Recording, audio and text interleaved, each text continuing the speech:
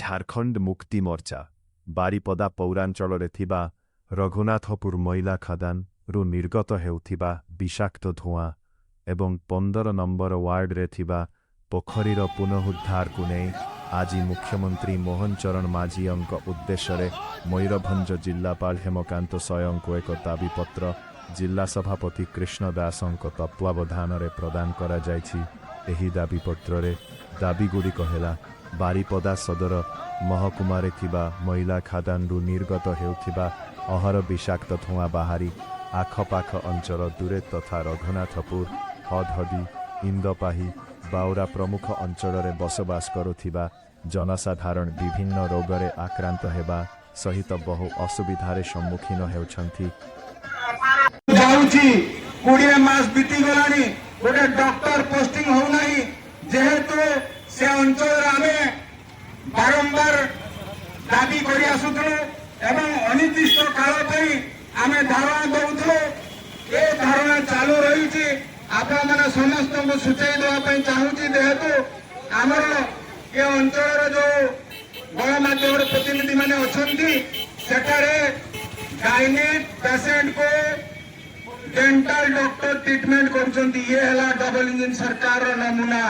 ये double engine सरकार पारिया पड़िया किंतु 8 दिन बीती जाइतले मध्य सीडीएम मध्य जाई कहिले मात्र 2 दिन पई हमें 2टा स्पेशलिस्ट पठेइबु जोथरे की 4टा स्पेशलिस्ट पदवी अछि। 21टा एमबीबीएस डॉक्टर मध्यरु 2 जण एमबीबीएस डॉक्टर काम करूछंती। ये अंचल स्वास्थ्य सेवा केमदी चलछि आपण मैंने जानी आम जिलापाल महोदय को भी मेमोरांडम दाबीपत्र देइथु किंतु सी सरकार निद भांगु नहीं। आज पर्यंत जो सेवा ना आसी से सेवा ठीक भाव हो पारु नहीं। आपण मान को मु पुणी थर सूचना देवाई चाहूँगी डबल इंजिन सरकार आसिला परे से सबुआड़े आपण मैंने देखुवे आयुष्मान मंदिर सब लेखा होची। जदि आयुष्मान मंदिर आपण मैंने प्रतिष्ठा करुछंती ताने गोटे ब्लॉक रे आपण मैंने जानतु गोटे सीएससी गोष्ठी स्वास्थ्य केंद्र अछि सेटा गोटे बड़ मंदिर धरि नबाको हबो। जदि आमे डाक्टर को चलंती भगवान धरुछु चलंती ठाकुर करूछु जदि बड़ मंदिर रे ठाकुर नांदी से मंदिर रही लाभ कोन। आपण मैंने जदि पारु नांदी ताने हाथ टेकी दियंतु आमे डॉक्टर के देई परिबु नाही। मुझे कहली समस्त सचेतन हवा दरकार। एटी मेडिकल कॉलेज प्रतिष्ठा है किंतु आज पर्यंत 48टा डॉक्टर पदवी खाली अच्छी एवं विभिन्न डिपार्टमेंट आज पर्यंत पूरा जाना। सरकार को 20 मास है जो डिंडिंग पिटी बास पट मारी सरकार आसी आज भी उत्सव पालन कर। उत्सव पालन गत किछि दिन तले जल अर्पण उत्सव पालन है।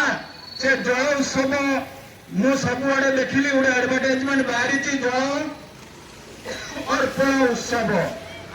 गोटे एग्जांपल दउची उदाहरण दउची आपण माने जानतु पूर्व सरकार जो वसुधा योजना आईला से वसुधा योजना आज पर्यंत बहु जगह कंप्लीट हो पारि नहीं एवं जो गुड़ाक कंप्लीट होइछि से गुड़ाक 70% चालू नहीं।